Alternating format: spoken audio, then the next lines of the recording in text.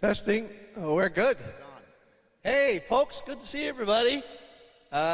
Great day in Clarenville to be here with the Prime Minister and for you to be here to do some questioning and hear firsthand from the Prime Minister.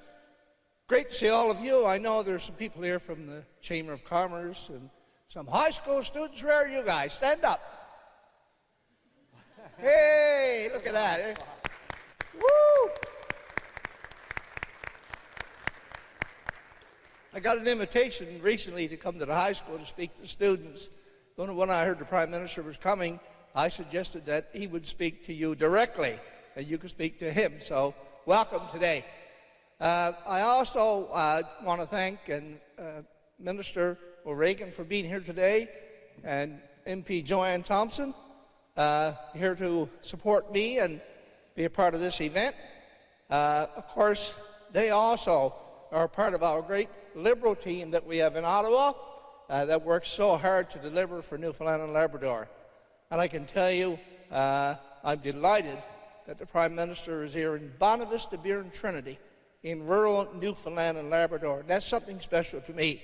So later you'll get a chance in a few seconds to welcome the Prime Minister. But first of all, I want to ask Joanne to say a couple of words.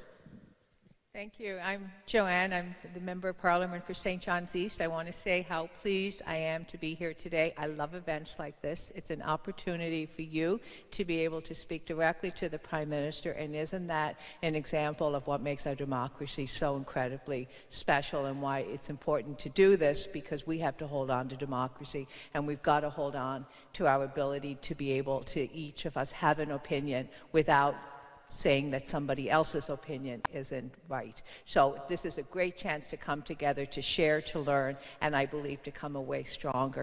My pleasure to now pass this mic to my colleague, Seamus O'Regan. Thanks, Joanne. Hey, everybody. How are you? You look pretty good. It's great to be here. When you get into politics, as many of you have already figured out in life or about to figure out, you only have so much time and you only have so much energy. And you can spend it on what my mom and dad would call old foolishness, or you can spend it on doing the work. And we have always, always wanted to do the work. So we work together as a team, a bunch of MPs. We work closely with the provincial government, and we have a Prime Minister who has consistently, constantly listened to us. We've always had his ear. When we went to him when the Atlantic Accord was up for renewal, and knew that the province needed more financial stability, we got $2.5 billion, and he gave the province that. When rate mitigation, Muskrat Falls, the price of Muskrat Falls power we knew was going to skyrocket, it was causing so much anxiety in this province. We went to him and we put forward an argument, and we got $5.2 billion to mitigate rates, power rates, in this province when we thought they would double. And at a time we're all worried about affordability, thank God for rate mitigation. And in the middle of COVID, when our energy industry, our oil and gas industry was suffering and we didn't know, so many people calling me, honest to God, in the middle of COVID, thinking that, as we say, the arse is out of her. We found $400 million, and you know what we did with that? We made sure it went to the workers of this industry, and we made sure it went to lowering emissions, which we have to do. And the industry and the people of this province, who this Prime Minister has always had faith in, the workers of the oil and gas industry and in our offshore, responded. And we will lead this country in providing energy and understanding all the different sources of energy and lowering emissions. But all of that only happens if you've got somebody who believes in you. And this Prime Minister has always believed in this province. Ladies and gentlemen, it is my great pleasure to introduce our friend, the Prime Minister of this country, the Right Honourable Justin Trudeau.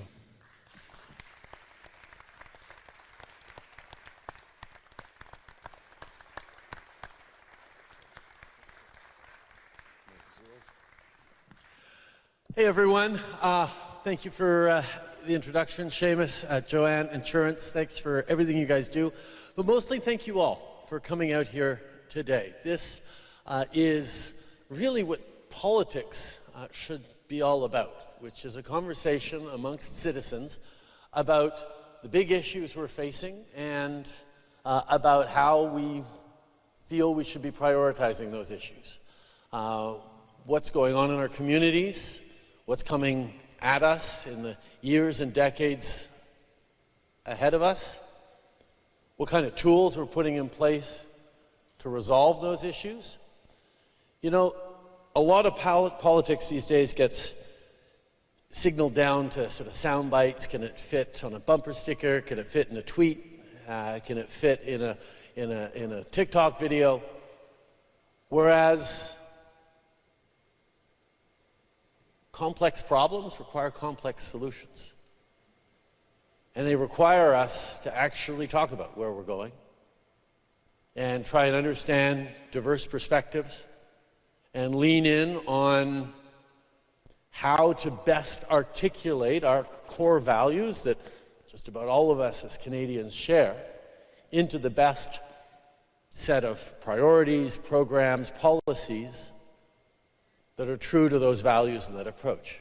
Now, in an incredibly diverse country like Canada, which is one of the places in the world that does diversity better than just about anywhere else, I just don't mean ethnic or cultural diversity. I mean diversities of geography, of perspectives, of beliefs, of language, of stories, of experiences. It's always going to be easy to find fault lines. It's always going to be easy to highlight differences between one group and the other, or one individual and another. But when we take a step back, and when we really look at the challenges we're facing, it becomes very clear that the things that unite us, the things where we agree, are always so much stronger than the areas where we differ. And most of the disagreements we have are on the best ways to reach that goal we can all believe in, which is a good future where everyone has an opportunity to contribute to their community, where we're hoping to build a better life for our kids than we were given ourselves from our parents. A country of peace, of prosperity, a world of more stability. Everyone wants those kinds of things.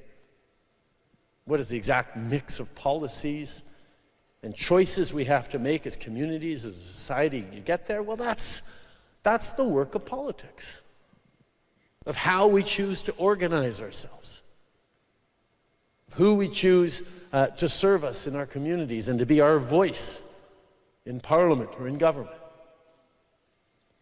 And so much of those conversations have come down to identity issues or partisan issues of, well, I'm not with you, I'm with them, or I'm with them and not with you. And branding issues, rather than actually digging into how to solve these challenges we're facing. And I know we have a lot of different folks here from different places, but for high school students, as you're heading off to university, you have the great example, the great opportunity that you are naturally long-term thinkers. When you imagine what the world's going to look like, when you're an adult, when you start your families, when you well through your careers, you're open to it being very, very different than what it is right now. I mean, for people who are in the middle of their careers, people who've got a mortgage to pay and orthodontics bills to cover and all those things, when we think of the long term, you think of it as an incremental extension of the short term. Whereas young people, you guys are willing to imagine big leaps in the future, transformations of our society, figuring out climate change, changing the way we do things, making a fairer, better place with real courage and boldness in how we tackle things. It's really important that you be involved right now in the conversations we're having about the way the world is going. At the same time, I want to thank the Clarenville and area Chamber of Commerce and 3 other chambers of commerce from around this riding who are here. And as business owners and as folks who are contributing to the opportunities that these young people are going to have in the coming years and decades in this area, you're very much focused on building that strong base right now that will provide the stability and the opportunity into the future. So there's two groups that have very different perspectives on what they want out of the world right now.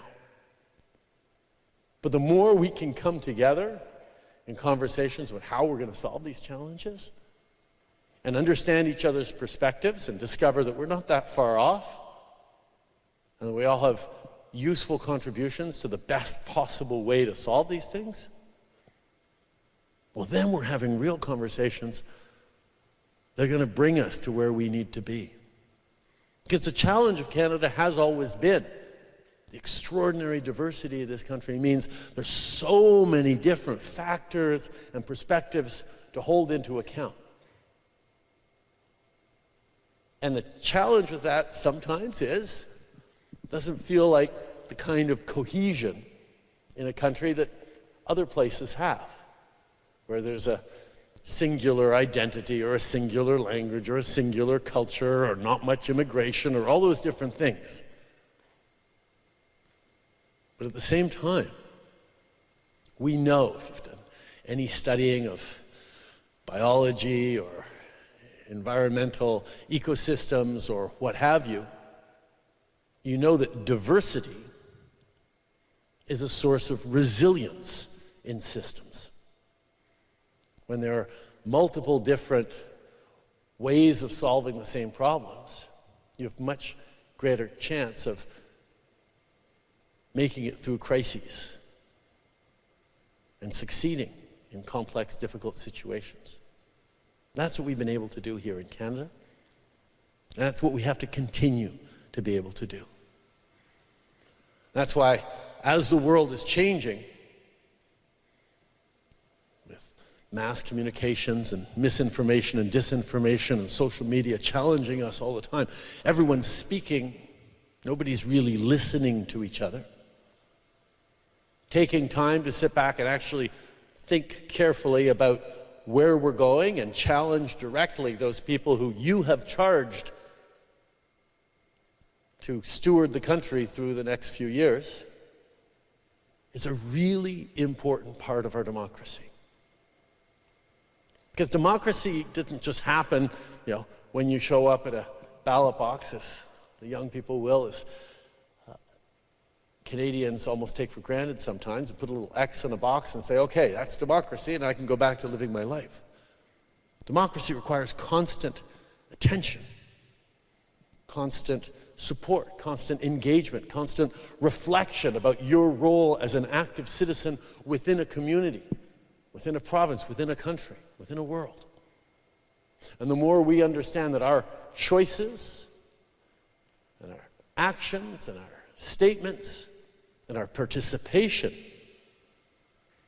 isn't just an add-on to our society or to our country, but it's essential for our country to remain what it is and who we are, well, then we stop taking things for granted and we start truly owning the direction that our community and our country and our lives are going to take.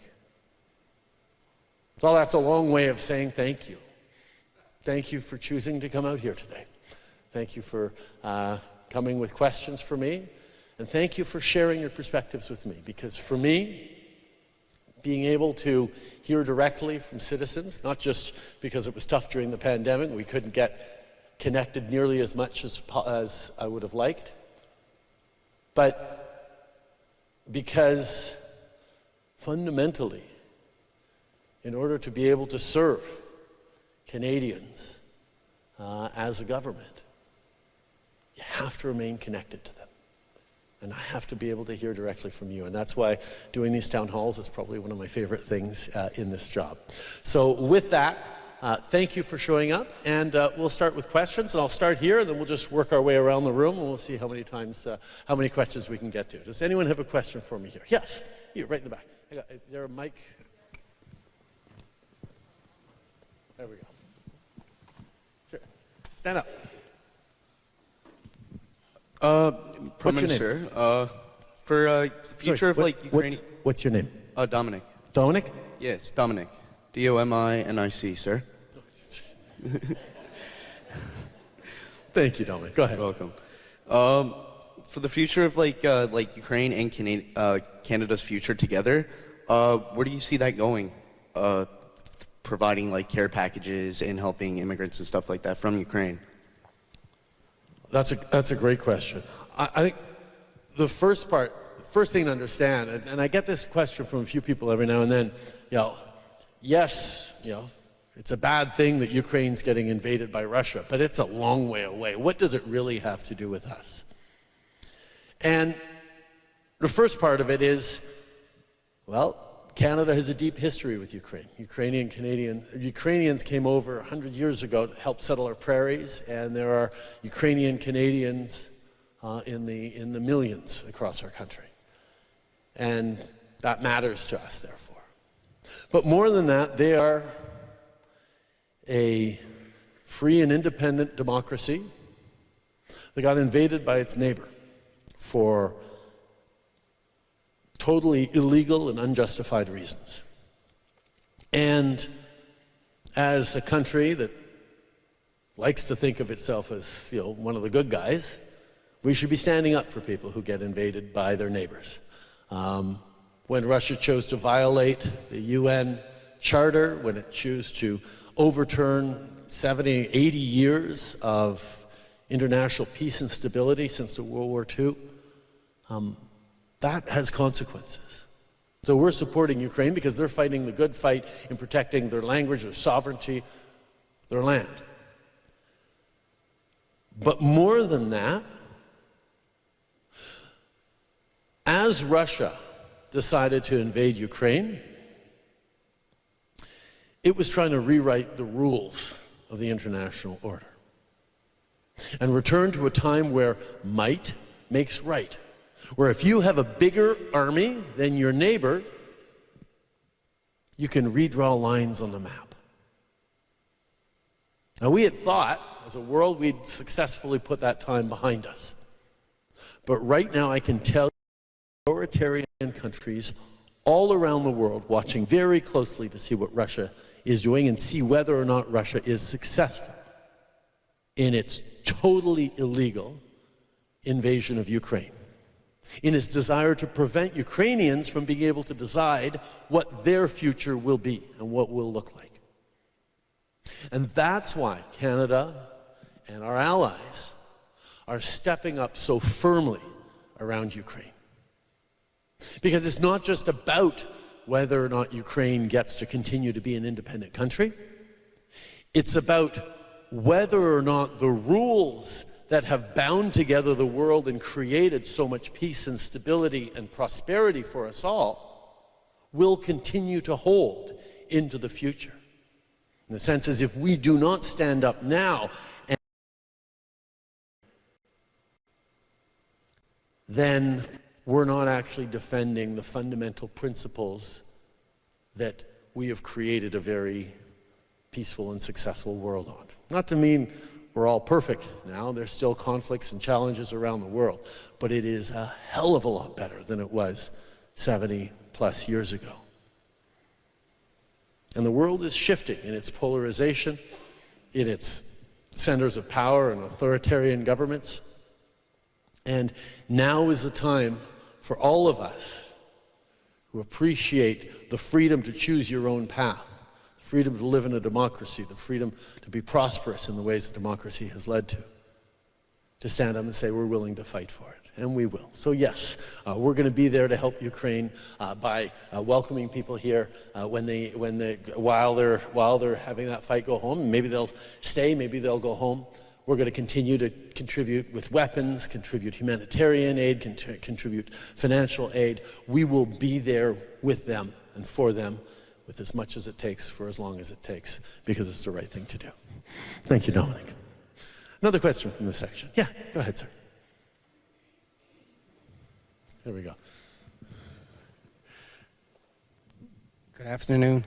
So my name is Michael Spurl. I'm here with these fantastic students from Clarenville High, who I can say are very excited today. And I'd be remiss if I didn't ask if we could have a picture at the end, because I know they really want one. But I would, as a former teacher, maybe you could give some advice to our students how to be successful. First of all, there's no such thing as a former teacher. And I often reflect on that a good teacher isn't someone who has all the answers and gives them out to their students. Good teacher is someone who's focused on empowering their students to be able to help them figure out the answers and to figure out their own path and their own way. And certainly that's the way I see being a good politician, a good leader. My job is to empower citizens, create the conditions for them to be successful, to find their path, to create the kind of community and country that we need. So I continue to think of myself every day as a teacher, not because I have answers, but because I feel part of my job is that guide on the side, that building the success collectively together by bringing out the best in everyone. That's what a good politician is supposed to be. Lessons for success for students. I think the biggest lesson that I got was from my parents and from some great teachers I had that showed me that we actually, as human beings, as social animals, don't define our own success by how much we get. And that seems to be the rules of the road, you know, you get, or the rules of the game that we're living in. If you get enough Instagram followers, if you get a nice car, if you get enough money, if you get a good job with, you know, a great salary, well then you must be successful. But the world is filled with people who've accumulated all that stuff and who are absolutely miserable. Because yes, having money, having material goods, having influence or fame, they can be indicators of a value you have. But they are not the value itself. We are social animals. You go back 200,000 years in the current incarnations of Homo sapiens. We were genetically identical to when we were living in small groups in caves and tribes. And the value of an individual was how much they mattered to their tribe.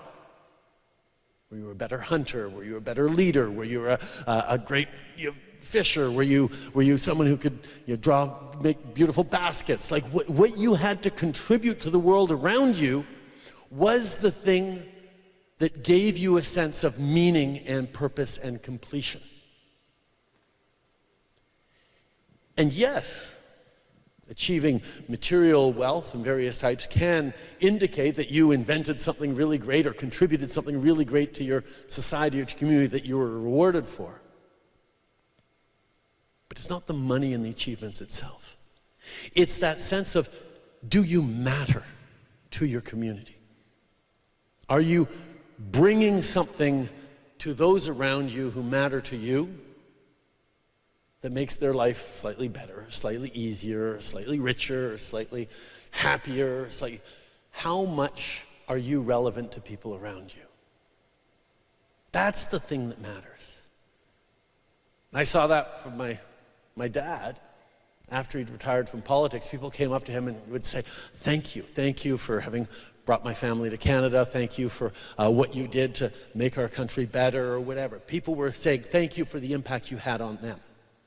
And I saw that. And I realized growing up, boy, the idea of being prime minister, I wasn't good. That was my dad's thing, that wasn't my thing. I just realized I wanted to be a teacher. Because for me, being a teacher was a really concrete way of having a positive impact on the community around me, on the world around me. And it'll be a different thing for everyone.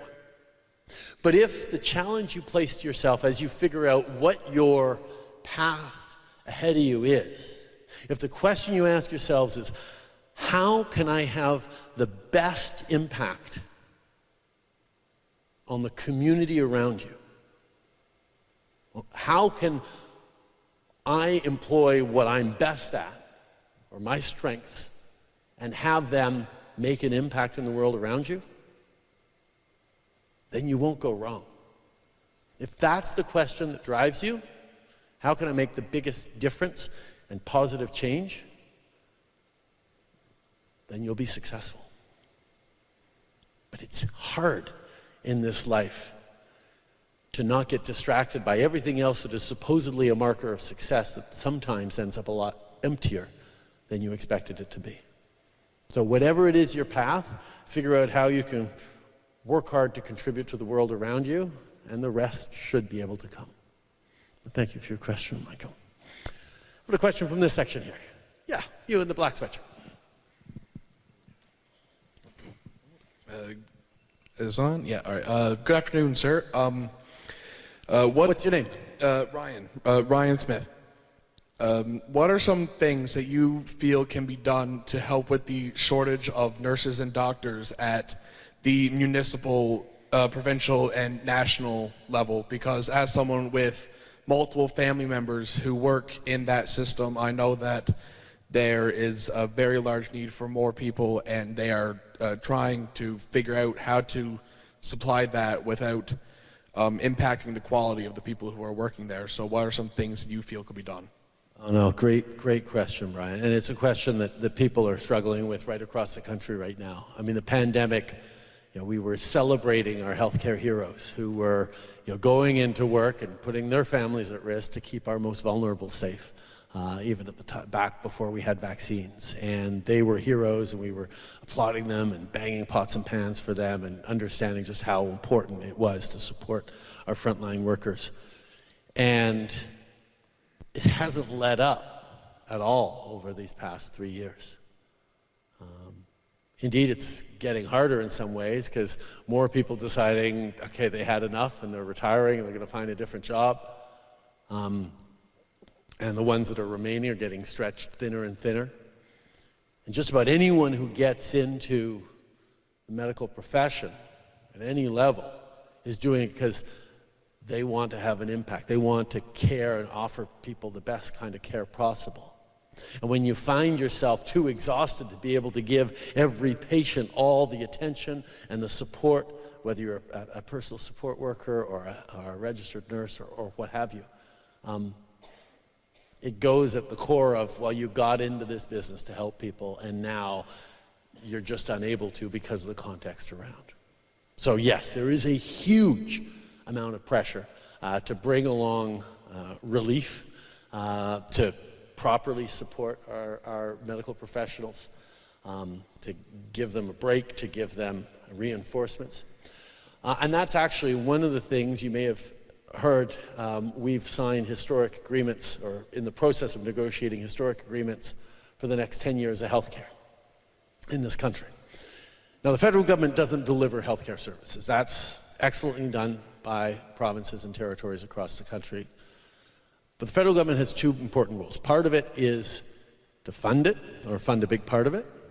And the other part is to make sure that the principles of the Canada Health Act are properly met, which means a public universal system that isn't differentiating on your basis to pay for medical services. Because we believe in public health care in this country. But our public system isn't living up to where it should be, so we need improvements. Now, the federal government doesn't get to dictate to provinces how it is they need to deliver health care. But we do have to do a better job making sure that there are improvements in services and results for Canadians. So we're putting forward $200 billion over the next 10 years for health care in exchange for 4 specific things. First one is modernizing our data systems, making sure that on a personal level, if you show up at an emergency room, they're going to be able to access your medical file and find out what kind of tests you got a few weeks ago, find out who your specialists are, find out what might be, have a complete picture of what you're doing. Be able to get prescriptions digitally through the pharmacy so pharmacists don't have to keep reading doctors' chicken scratches. But also to make sure that the outcomes in one part of the country on a particular approach to delivering health care that works really well get seen and noticed on the other side of the country.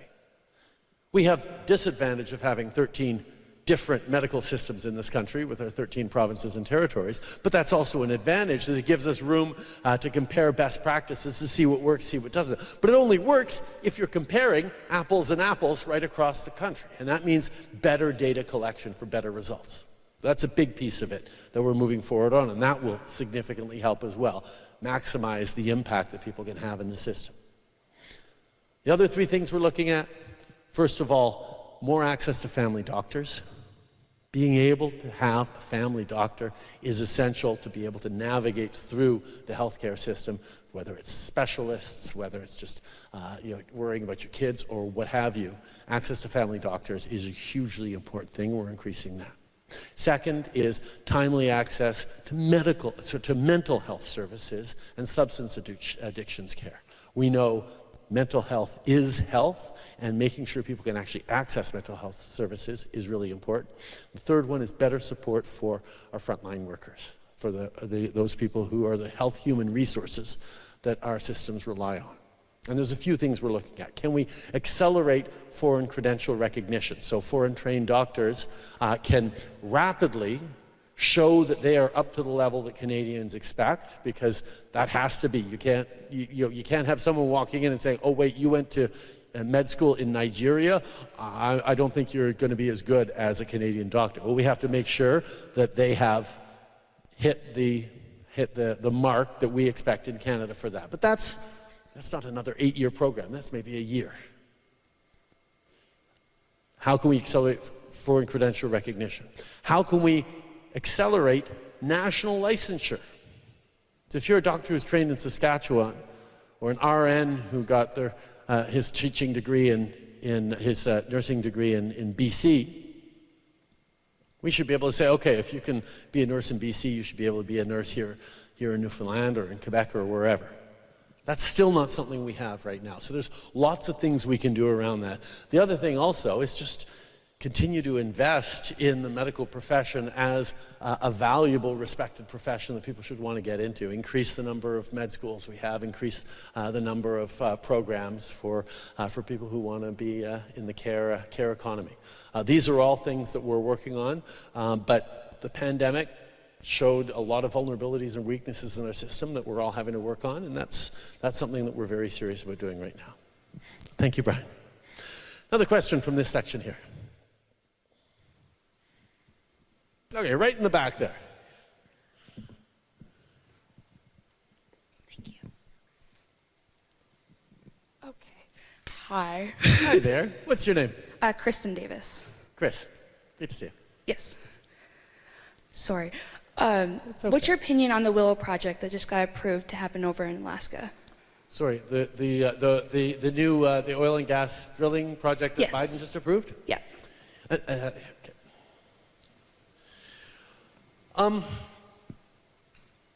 First of all, on that specific project, I've got a lot of projects on the go here in Canada, so don't take I'm not as up on it as someone in the United States might be. But there are a whole bunch of competing priorities that we have to look at when we're looking at developing new energy projects, particularly traditional energy projects in vulnerable ecosystems. First of all, we have a responsibility to protect the environment and the ecosystems, not just because they're nice and beautiful around us, but because they are essential purveyors of services that we need every day. Our economy is built on the environment. Our economy is built around fresh air, clean water, good food that we can eat. We need to have a healthy environment around us to be able to succeed as a species, as an economy, as a civilization. You cannot separate the economy from the environment, so they always have to go together. Furthermore, climate change is a huge and growing impact. I was in Port aux Basques just a few months ago, seeing the devastation from the more intense hurricanes that we're getting more frequently. And we know we cannot continue to emit greenhouse gases into the atmosphere and pretend like we're not going to have terrible, terrible consequences in the coming decades. So we have to be very, very mindful about how we're protecting our environment. At the same time, in order to be able to protect our environments, we're going to need to have successful economies that keep people fed, keep people clothed, housed, keep people in jobs, keep meeting our energy needs as growing economies, growing societies. And we're going to have to do that in ways that is not contradictory to protecting the planet. And a big piece of that means decarbonization, more investments in renewables, moving towards a cleaner electricity grid. Probably means going back to nuclear, or investing more in nuclear energy, investing in offshore wind, investing in geothermal, investing in hydrogen power, investing in all sorts of different things. But for now and for probably the next few decades, the world is going to continue to rely in large part, or in a significant part, on oil and gas. So the challenge we have is, how do we extract and use that oil and gas in ways that is as clean as we possibly can be, that is minimal in its emissions, that is capturing and sequestering the carbon before it's emitted into the atmosphere? How are we balancing all those things together? How do we keep things going, make sure there are good jobs, while at the same time as we're generating enough revenue to keep innovating and researching to find those next solutions? So I'm not going to speak directly to that project and the trade-offs or the reflections that are had on this. But I can tell you that whether it's the unreliability of Russia as a source of energy for Europe, that is Europe asking North America and others to send them more gas and oil so we can get through these next few years as they're adjusting their society. That may be part of the reflection. But the other piece of the reflection is Europe is also saying, okay, but let's not just get off Russian oil and gas, let's try and get off our dependence on oil and gas and fossil fuels as quickly as we can and develop those renewables. And that's very much where Canada is kicking in, and where a lot of research and some of the direction that President Biden has taken in with the IRA, investing in battery supply chains, investing in renewable solutions and new energy solutions, that is going to be able to meet our challenges. So there are a lot of things we're doing now as stepping stones towards a better future. They just all have to fit within that. Perfect example of that is the Bay du Nord project that we approved as a federal government just a few months ago. Now, it has been said by a number of people, right, to point out that if we're going to get to net zero by 2050, we probably shouldn't be opening up new areas of exploration for oil and gas. As a general principle, that makes a lot of sense. But as we look at specific projects, can we do projects that are cleaner, that are lower in their emissions, that are better, and that are going to help us transition towards that world? Yes, we can. And that's why we decided to go forward with Bay du Nord. It's never black and white, one side or the other.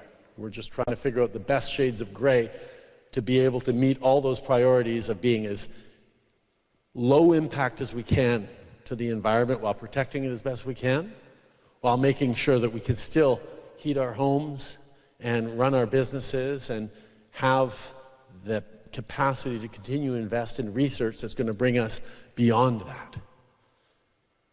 And there'll be lots of discussions about where the exact right level and calibration is to do on that. But I'm glad those are things that you're thinking about. Thank you, Chris. Next question. Yes, in the back.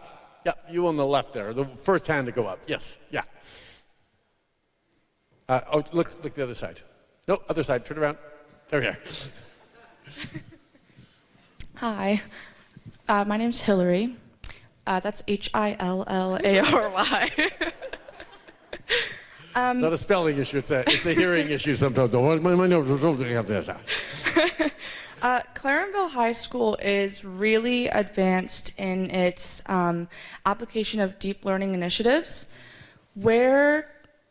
How are we seeing those deep learning initiatives being applied all over Canada? And approximately when will we be seeing that become the standard instead of the more so old school of sitting down, listening, and doing a test? I'm suddenly thinking back, 25 years to when I was doing my B.Ed, and all the different pedagogical approaches people are taking. I think for me, the world is changing, and so must education. So much of education in decades past was focused on memorization, of being able to know the basic facts so you would have a frame of reference that you could move forward through the world with and make sense of the world and find your place in. The advent of Google and literally all the information known to humanity at your fingertips has shifted the goals of education away from just filling you with knowledge to a need to instead be able to synthesize, analyze, evaluate, and process knowledge. And I think critical thinking, an ability to reflect on how you're learning, reflect on how what you're learning fits into everything else you know, and what it means, is the great challenge that we have to adjust to. And it's hard to adjust to that. Because our school systems, our teachers, our society has been doing things a particular way for a long time. So I'm glad that Clarenville High is exploring deep learning. And I hope that involves a lot of critical thinking and a lot of analysis and synthesis of sources, a lot of discernment when it comes to what information you're getting and where you're getting it from, and a healthy dose of skepticism, but not cynicism about it, and an ability to step back from the overload of information we get to try and think about what it means, about what really matters, about how it all fits together. And crucially, about your role within that. I mean, we are in a world right now that does a very good job of trying to make an individual feel small and unimportant. Because there's so much going on. There's so many people who are cooler than us on social media. So many people who are more impactful on us than us in their jobs, in the choices they're making, what they're doing. And it's really easy for an individual to feel like nothing I do actually matters. But if we are in this place right now with the challenges we face, it's not because some king or president or anyone flipped a switch a while ago and said, okay, we're going to launch, climate change as a reality, or we're going to, create this or create that. We're here where we are because of the cumulative impact of millions upon millions of people, billions, undertaking billions upon billions of little actions, deliberately or unconsciously, thinking about the consequences or not, that led us to where we are right now. And if we are going to be able to tackle some of those biggest challenges we face, it's not going to be, okay, I'm going to do the right vote and expect someone to fix it.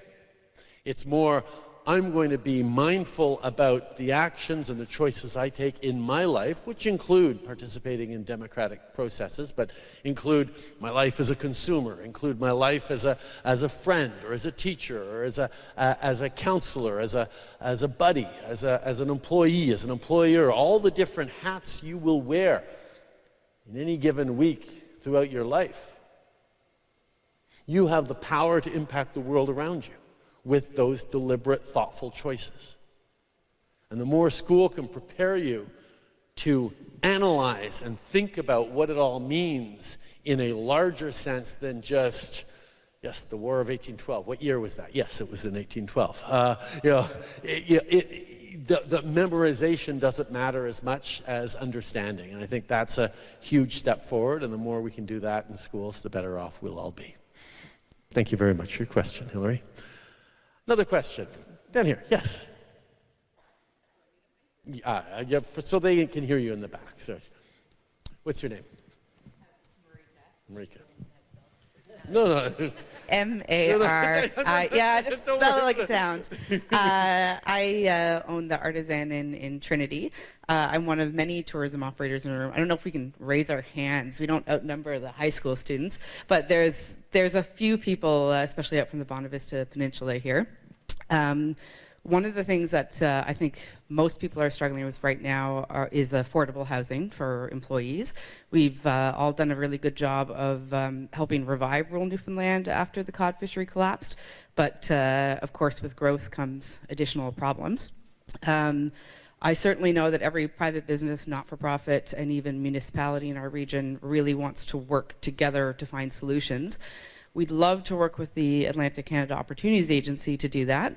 And I will say that I don't think many of our businesses would see the success we've seen without ACOA, and the most amazing dedicated people work for ACOA in this province.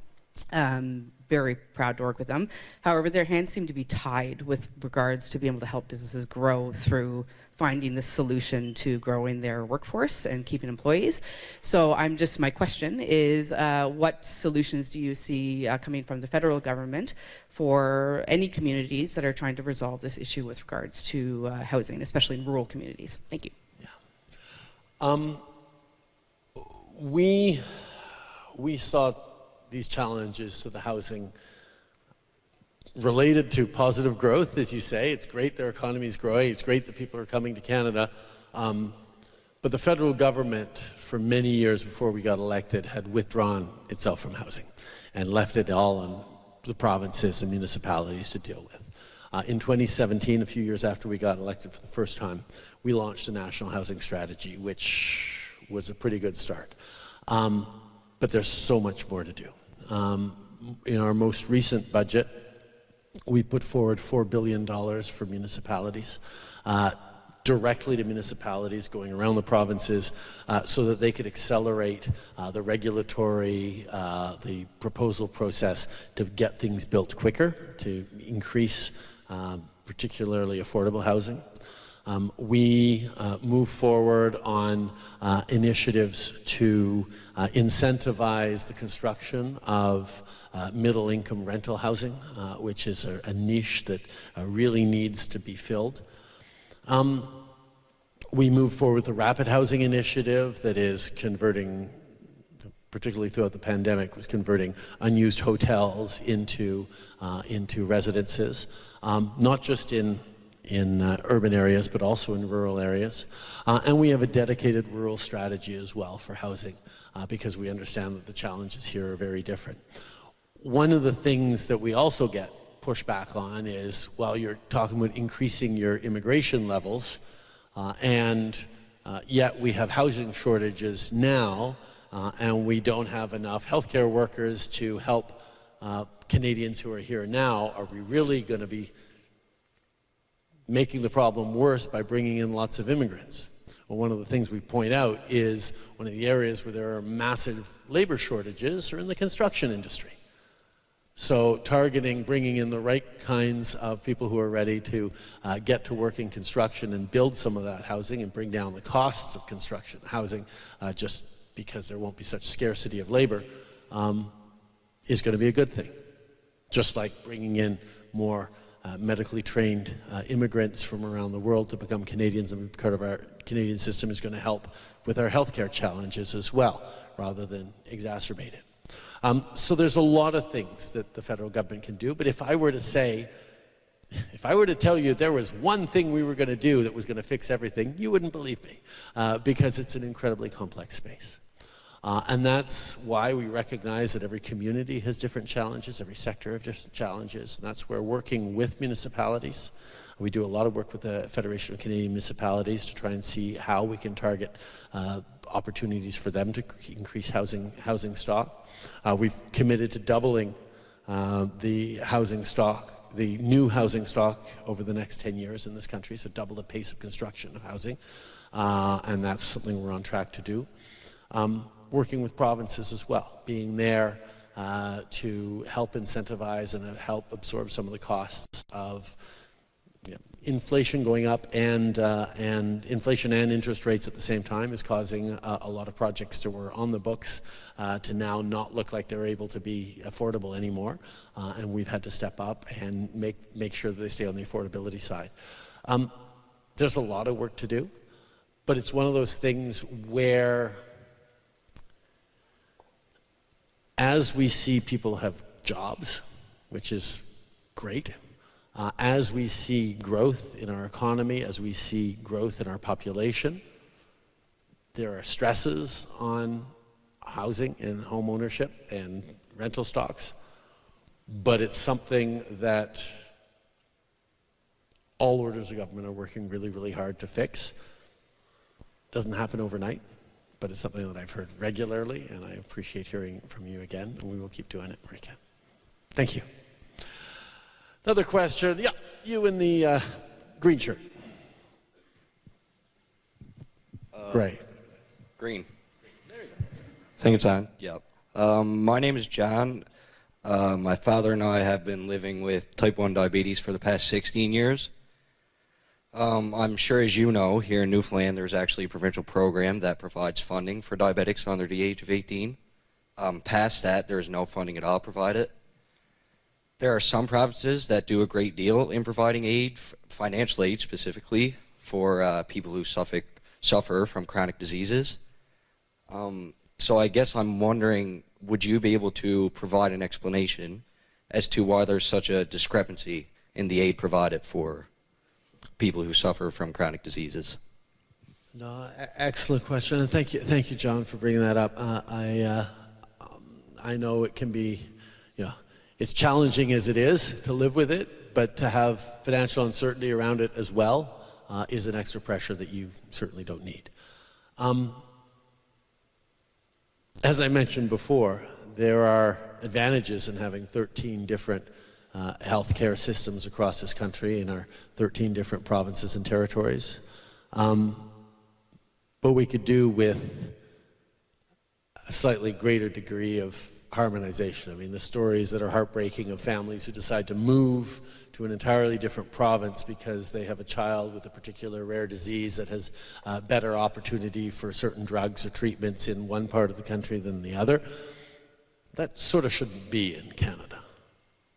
One of the principles of the Canada Health Act is no matter where you live in this country, you need to get access to care.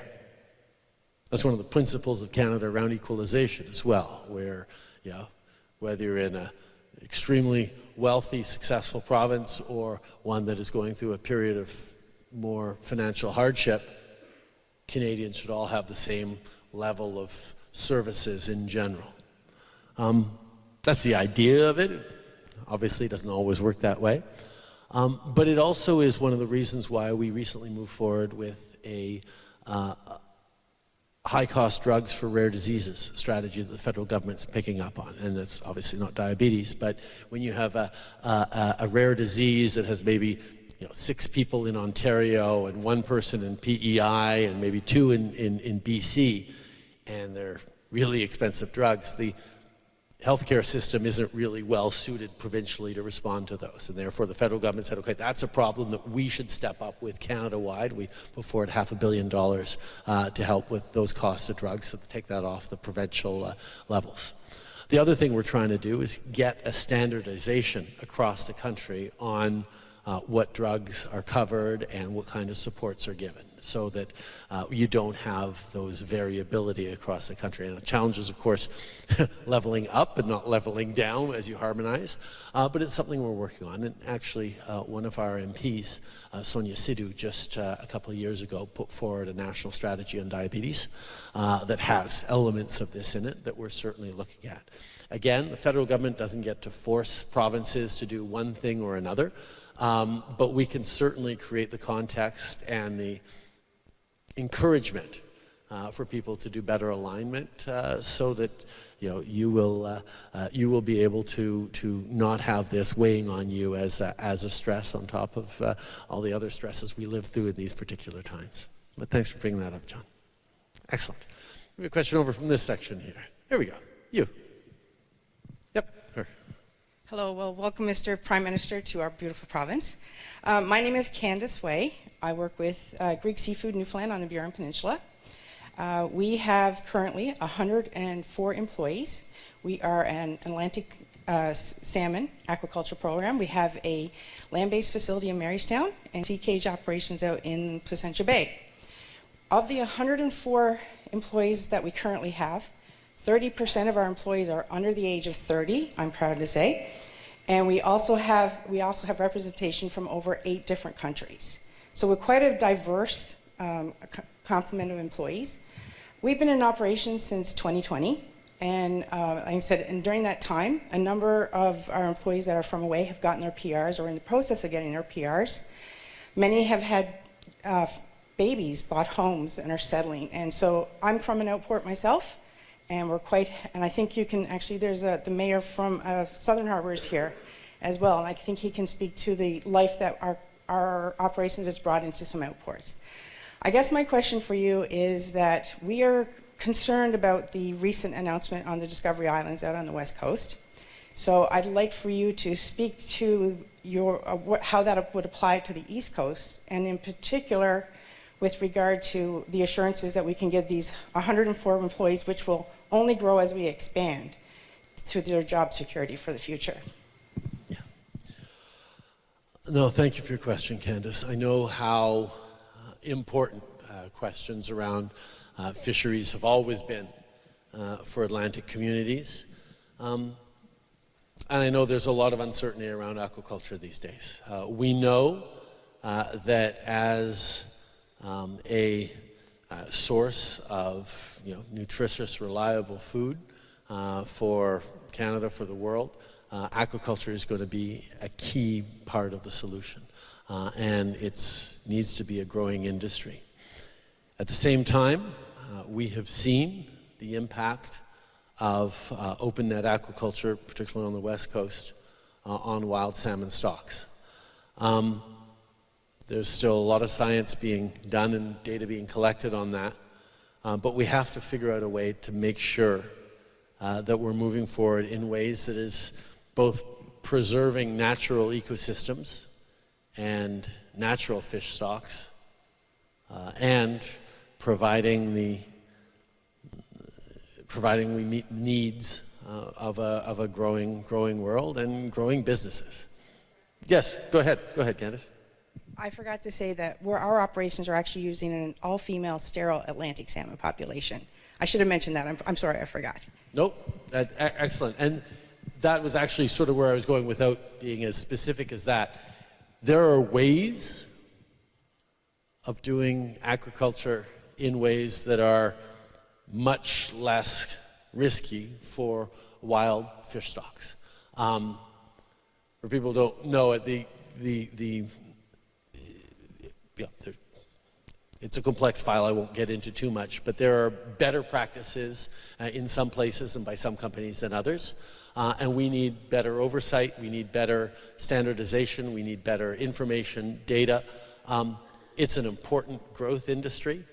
It's an important economic driver, but it has to be done right. And it's the decision out on the West Coast is a difficult decision, particularly because you have indigenous communities that are seeing jobs and growth and economic benefits from running these, and you have other Indigenous communities saying they're putting at risk our natural habitats and our natural stocks. And there's a lot of competing pressures that we have to reflect through. All I can tell you is every step of the way we're going to ground ourselves in science, in data, in looking at what the best ways of doing things are, because absolutely we need to continue to provide high quality protein to people. We need to continue to see these good jobs happening. Aquaculture is going to be an important part of our future. We just need to make sure we're getting it right so it's not putting at risk other parts of the ecosystem or things that we're going to regret 20 years from now looking back saying, I wish you'd done this differently, or we should have been more careful. But that's why we're, as a government, working so closely with the aquaculture industry, trying to make sure we're getting it right, and understanding that the situation on the West Coast is very different from the situation on the East Coast as well.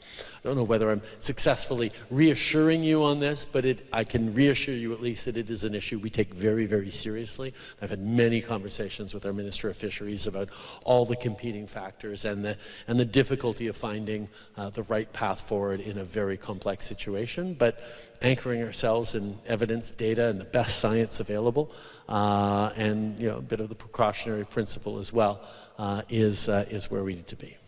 But thank you for that, Candace. Yes. Hello, my name is Emily. I work as a cashier at a local grocery store, and I've heard the discussion with Loblaws recently about the price of groceries and how $25 is $1 of profit for them. But I've seen that $25 is not a lot of groceries these days. And I was wondering how the government is going to take action and lower the prices of groceries to make it affordable for every Canadian. Listen, that is a hugely important question, and one that Canadians are struggling with right across the country.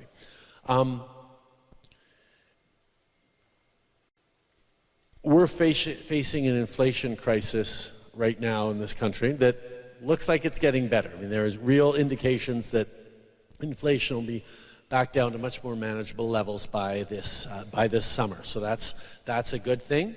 And inflation is far less, and has always been far less intense here in Canada than anywhere else around the world, or most of our fellow countries around the world.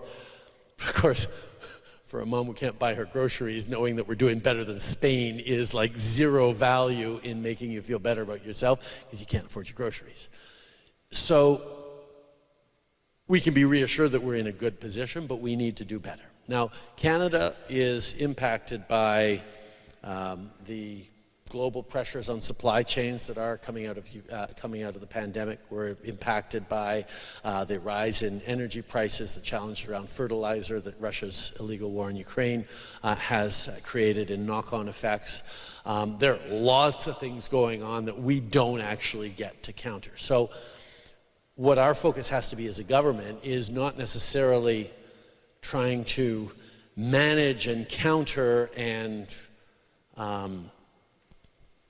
control those prices so much as making sure that Canadians who are struggling find it affordable or get that extra support they need.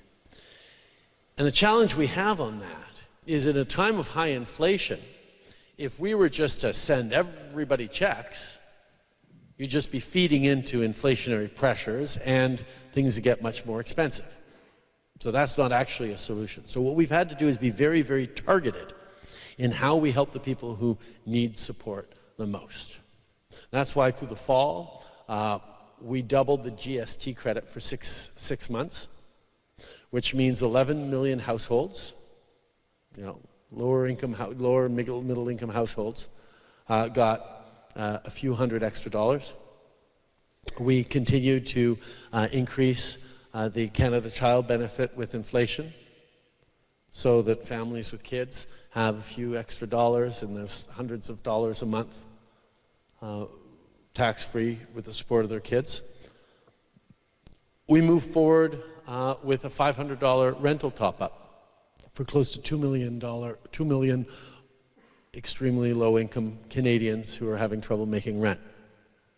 We also moved forward with dental care for a little over 200,000 now, kids under 12 whose families couldn't afford to send them to the dentist. These are all things that help. And the big one was actually the announcement we were making this morning, Premier Fury and I, about the fact that Newfoundland and Labrador have now got to $10 a day childcare. And this obviously only affects families who have kids in childcare. But for those families, the thousands of dollars a year they're saving often completely offsets the increases in their mortgage or their groceries or things like that. So we're looking at all sorts of different ways of bringing down the pressures on the families by targeting in the right way those supports.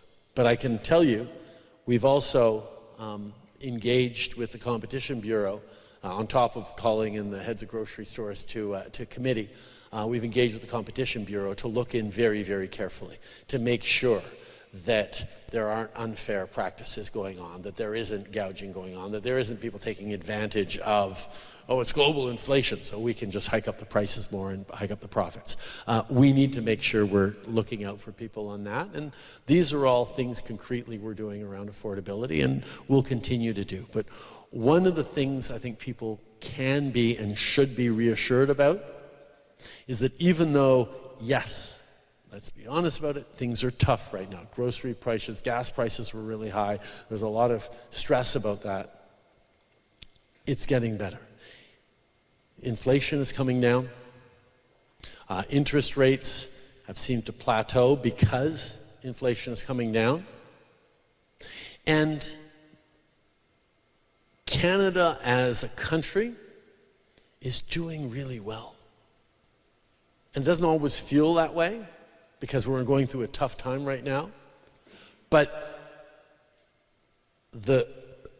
first of all, the job numbers we have, the employment is great. So many people have jobs. That's always a stability in the economy.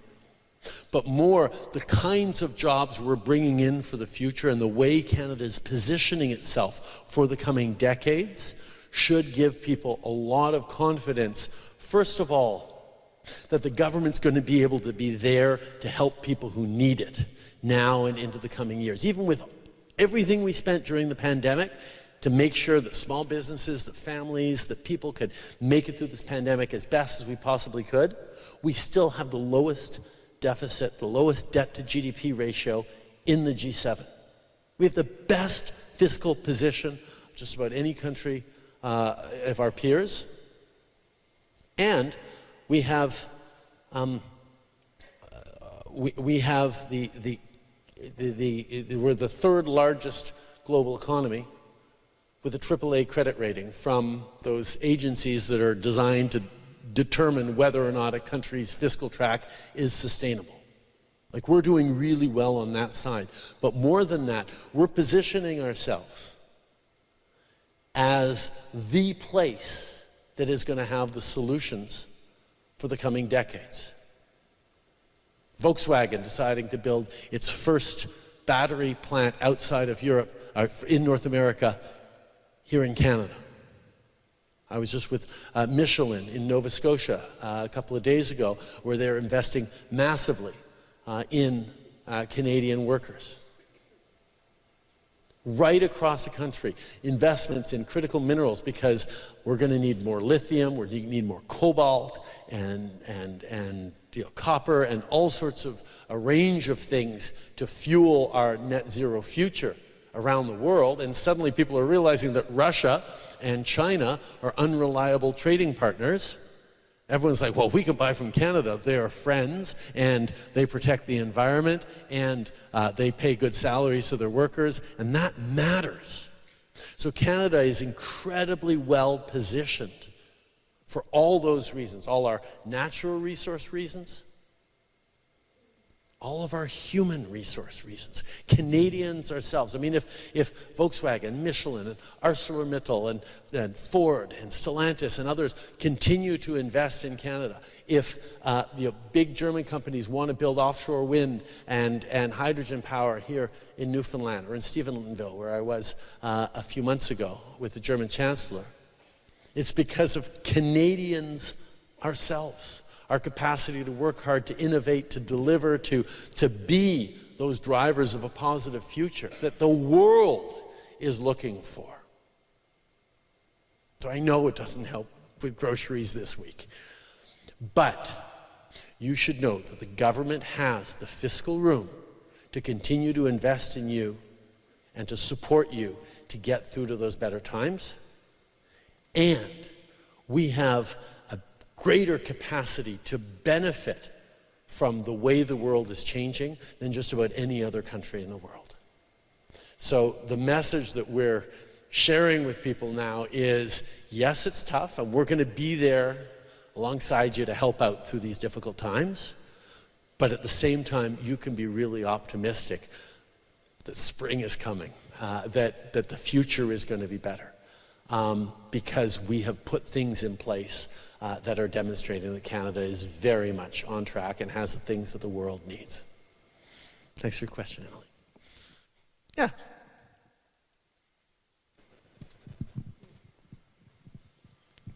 Hi there, my name is Taylor Giovannetti. I'm coming from Buren, Newfoundland. I am here representing Oceanic Relief, but more importantly, I'm here representing 80 jobs. And those 80 jobs are at risk. The cannabis industry in Canada is failing for whatever reason. That doesn't matter right now. What matters is what we're going to do next. We're at a point now where the only people who are really benefiting are the governments, provincial and federal. As we know, the Cannabis Act is up for renewal or in review. So my question to you would be, when are we going to see some sort of relief? Like I said, the only monies that are really flowing are staying in governments. The other real big thing that I want to make everyone aware of is the discrimination that we face every single day. We are a company only. We're not a cannabis company. We're a company who supply jobs. And we don't get bank accounts. We don't get ACOA opportunities. We don't get federal monies. We choose to pay our people less than what they deserve to make sure that we pay the federal government and the provincial governments. Do you think it is fair for a industry that was legalized by Canada and that is accepted now by the world soon enough to be discriminated against, and the stigma still lives? No, listen, those are great points, Taylor. And I have watched a lot of the struggles in the cannabis industry across the country. I think it's sort of easy to say that 5 years ago there was no industry, that it was fully illegal and the black market took advantage of people and weren't paying any taxes that didn't go towards healthcare systems and benefits for Canadians. And we changed that. So we legalized it, which is a big step. But when you go from completely illegal to a brand new industry, well, you're going to get a lot of it right, hopefully, and I think we did. But there's also a lot of things that we are learning, because we were one of the early jurisdictions to do it, certainly at a national level. And to do it the way we have, I think we've seen a lot of success that has led to both more safety for consumers, less profits in the black market, although there still is a black market, more protection of our kids as well. It's now no longer automatically easier for a 16-year-old to buy a joint than it would be to buy a bottle of beer, which is one of the things that really drove us on this. The fact that there would be an industry created around it was something that we reflected on, but we didn't legalize so that there would be growth in jobs and opportunity. We legalized out of a public health concern. The current situation was not keeping Canadians safe. It was giving kids too easy access to cannabis. It was fueling the black market that then turned around and fueled all sorts of other illegal activities, and we made a decision on a health basis. If we had gone into this saying, okay, let's design a burgeoning new industry that we can create success, we might have made some different choices, but we looked at it from a public health and safety standpoint. Now that we've got the public health and safety stuff out of the way, or on the way, I think you're absolutely right that we should absolutely take a much closer look at, okay, what do we do then to make sure that this is a beneficial industry? And you can say, well, it's a drug, but boy, oh boy, are we ever proud of our wineries across Canada? Are we ever proud of our microbreweries? You know, I mean, these are consumption choices that people, what's that? And medicine as well, absolutely. People are evolving, and I can understand that people who stepped up into the industry in its infancy are being part of the growing pains, and we will try and make sure that we're capturing your concerns as we look at renewal of the Act, which we knew we were going to need to do. There is a little more clarity about what the industry is, how the industry is evolving, and it's easy to say, oh yeah, 10 years from now, 50 years from now, it'll be great. Right now, you're in the industry, you've got payroll to make, you're trying to support people. We want to try and get there for you as well. But this was done not because we were going to create jobs with it, although we knew that would happen. It was done out of public health and a justice system approach. But hopefully we're going to be able to catch up and be supportive of the real positive industry that has become. Thank you for that, Taylor. Yeah, sir. Other side. No, in the front. Sorry, I'll go to you afterwards, sir. Hi, my name is Jeff Adams, and I am a worker in the arts and culture sector, and as well in the self-employed entrepreneurial sector as well. Needless to say, the pandemic had a major effect on how we operated, and as well as a lot of other businesses. And it created a lot of stress. And then on top of that, I'm also a single caregiver to an elderly parent, so my plate was pretty full.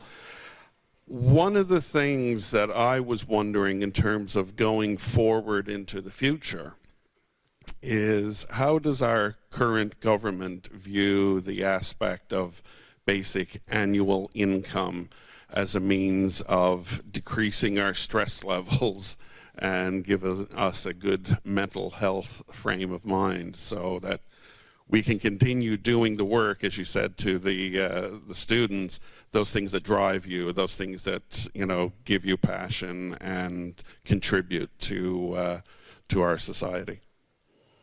Oh, that's a great question, Jeff. I think the pandemic was instrumental in a few different things. We made the decision, and it wasn't without political opposition or controversy, to put money massively into the pockets of Canadians through the pandemic to try and get people through it. Primarily, again, it was a public health issue, making sure that people didn't feel like in order to pay groceries, they had to break quarantine and get out and work on the black market during those first months of the pandemic. We needed to support businesses. We needed to support seniors, support young people. And the whole thinking was, and actually around the world, countries did different levels of support. But what we felt was, if we were to support Canadians through this difficult moment, our economy and Canadians would bounce back faster than otherwise. And certainly, that ended up being the truth.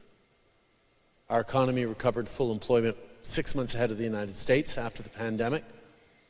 And businesses that didn't have to close down but just had to turn off the lights for a little while were able to flick back on those lights, bring back their employees a lot quicker. So our economy did better from having invested in targeted ways to support people.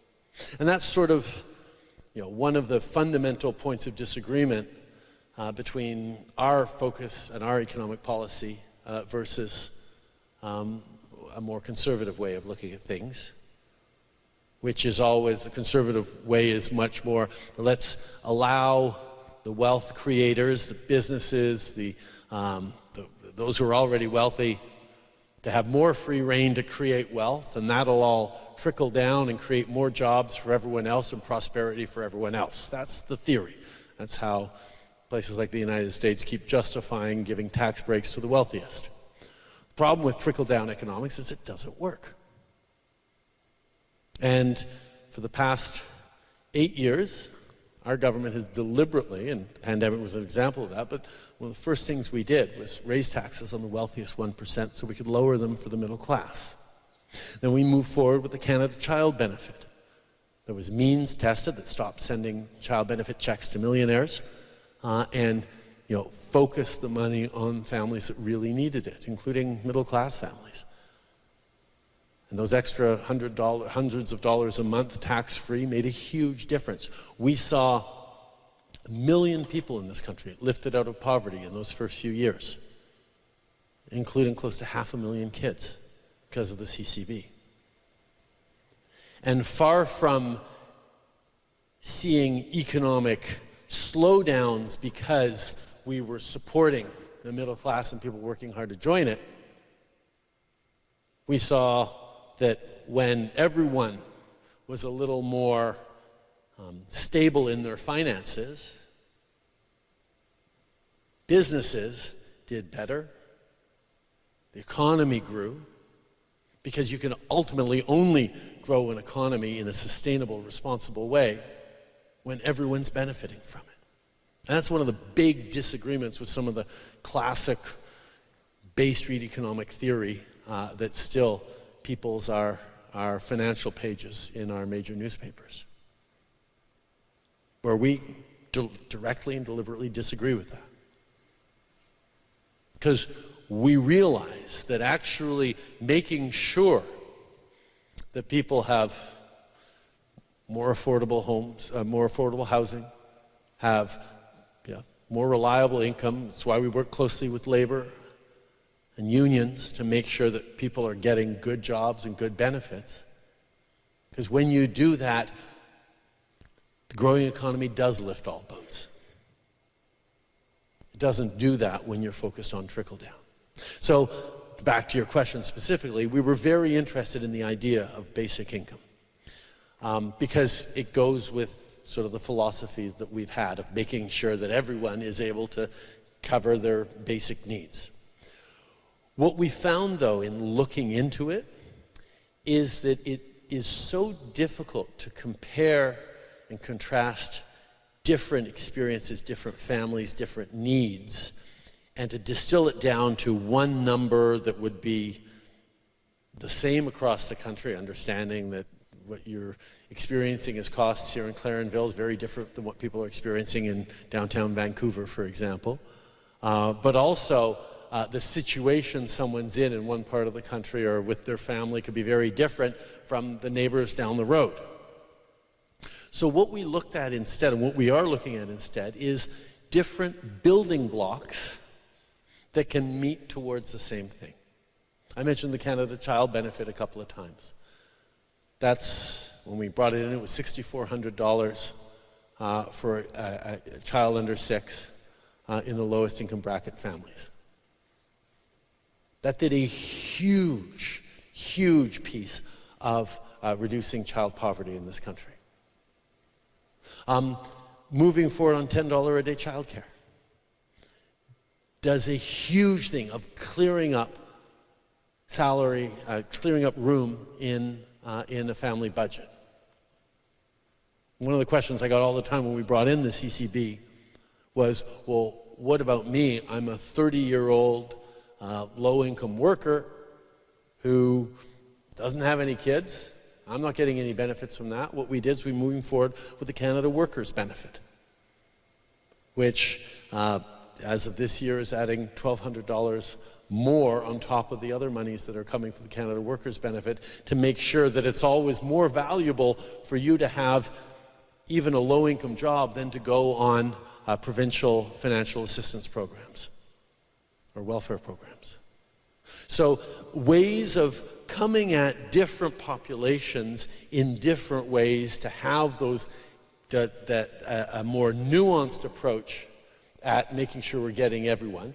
In the arts and culture sector, for example, you'll know that what we did specifically to support the artists and cultural performers through the pandemic was very, very targeted and extremely generous because, you know, as Churchill once said, maybe it's apocryphal during World War II, but no, we won't cut arts and culture because if we did that, well, what are we fighting for? You know, the things that matter to us, we need to continue to support. So I know there's a few different projects going on with basic income pilots, and we're looking at the data on that.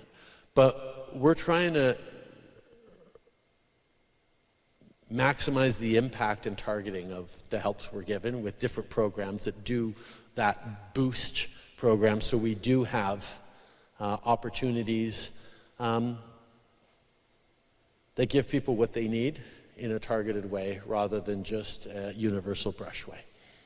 But it's an ongoing conversation I'm continuing to have with people. Thank you. And our last question. Go ahead, sir. Yep, my name is Louis. I'm one of the farmers who've seen a 100% increase in fertilizer in the last year. And we want to be part of the solution. And we thank you for being there, especially with Fiona. And we know there's a lot of disasters. A couple of years ago, we had Trans-Canada Highway that was blocked for 12 to 14 days. If it would have been in the winter time, it would have been a lot worse. And when we have the Gulf Ferry with probably winds in 3 to 4 days that we don't have any groceries on the shelves, we are the farmers that can put it there. But the problem is that some people in the day, probably in the U.S. or Eastern Canada, Western Canada or somewhere, are dictating to us that we can't put our product on the shelves. We need to get rid of some of this red tape, and we want to be part of the solution. Thank you.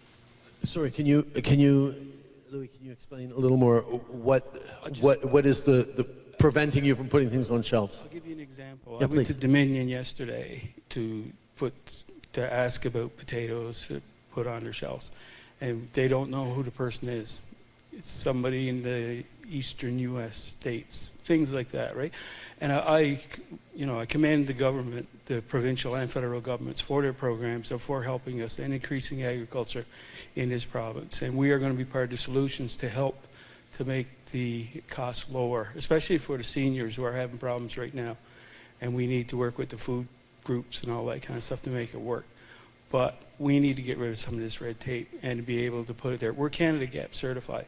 There's no reason why we shouldn't be there. I agree. Thank you, Louis. I've had some great conversations with the Canadian Federation of Agriculture and les Agriculteurs du Québec as well a few weeks before in similar town halls, and I heard a lot of concerns, a lot of recognition the government has been stepping up, but it's also clear, maybe the pandemic was a bit helpful on this as well, Canadians suddenly realized that their food doesn't just come from supermarkets, it comes from farms. It comes from supply chains that are stretched across the country and around the world. And the more we can make sure we are properly supporting and valuing our homegrown producers, the better off we'll be as a society. And I want to thank you for the work you do and reassure you that Canadians will always be with you and recognize the extraordinary hard work that you do as farmers. I think we are going to take one last question because I haven't given you guys an option yet. Go ahead, sir. My name is John Fisher, and all the questions I wanted to ask you have been asked by other people, but I have a large question. How can we do democracy better? We're in a digital age and we're functioning as if we're in the 19th century. Oh, that's a lovely, lovely question. A nice short question to end the how do we do democracy better?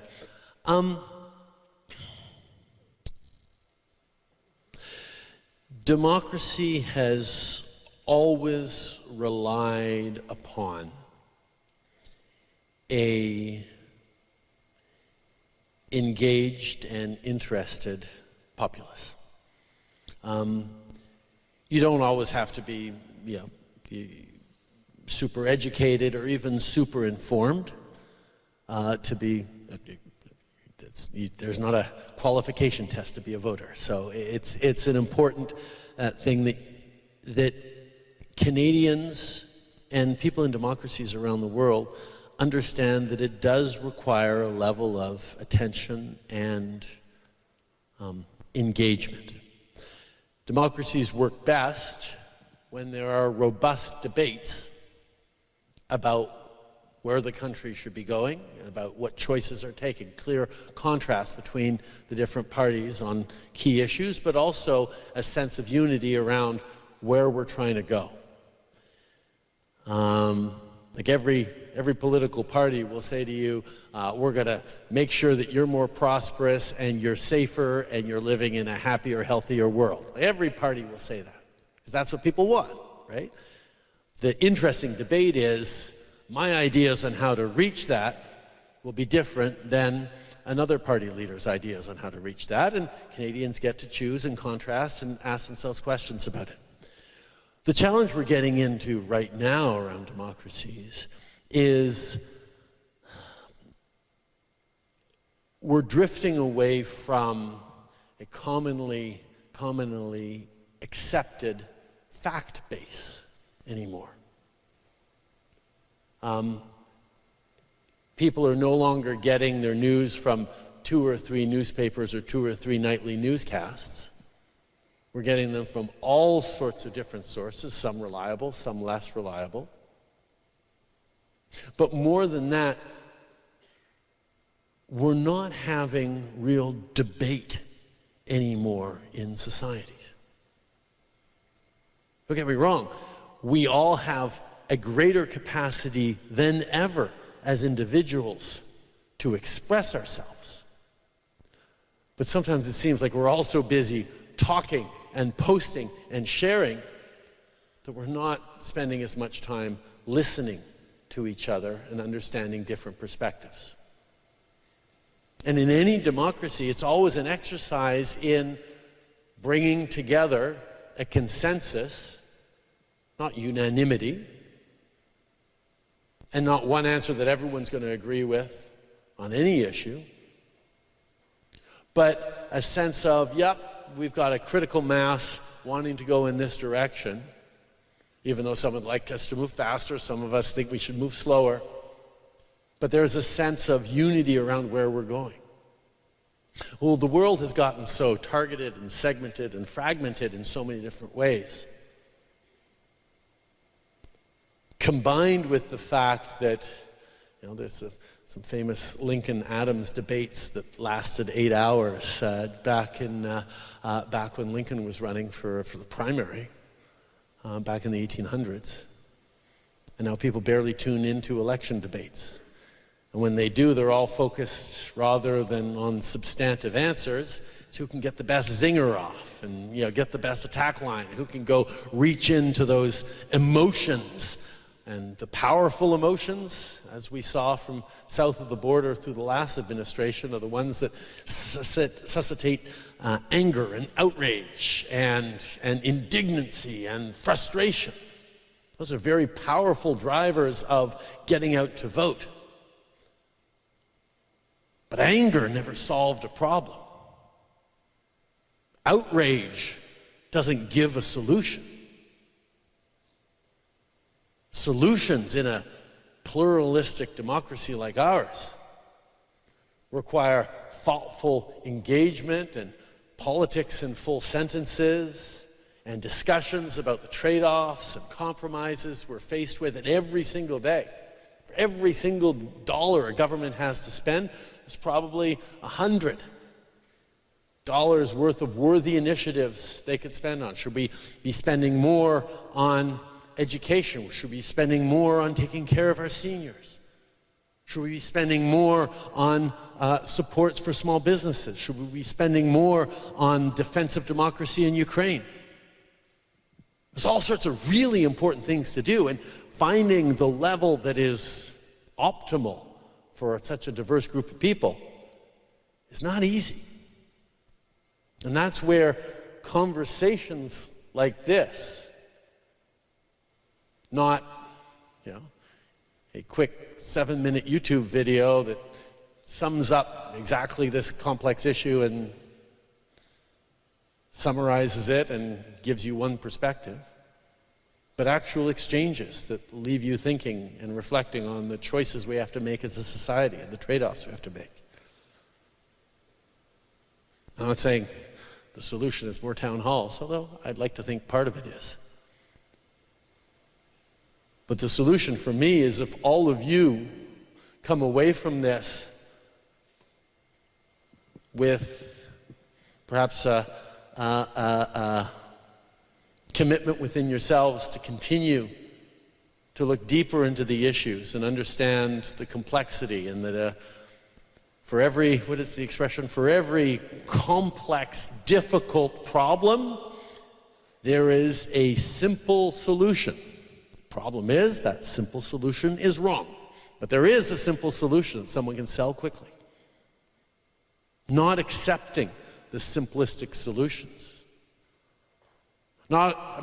Yes, allowing yourself to get outraged about something wrong, that's an important role in democracy. Looking for change, looking for different, looking for something new, for sure, absolutely. But once you get all outraged, make sure that the solutions that come with it are actually going to be meaningful. And not just, let's just burn it down and start over from the beginning. Democracies didn't happen by accident. And they don't continue without effort. It's not effort of those who are in charge of democracy. It's effort by all of us who drive democracies in our daily lives, in our news consumption, in the questions we ask at the local council about this zoning issue, about how we demand a better quality of investigative journalism, how we support local newspapers and local journalists, how we expect a level of critical thinking about the world around us from ourselves, from our thought leaders, from our community leaders. Right now around the world, authoritarian governments are growing in impact and power. Why? Because they say, hey, don't worry, we got you. We're going to take away some of your freedoms, but we're going to keep you safe, we're going to keep you fed, and in an uncertain world, that's pretty good. The counter to that is the freedoms actually lead to a better level of safety, a better level of prosperity.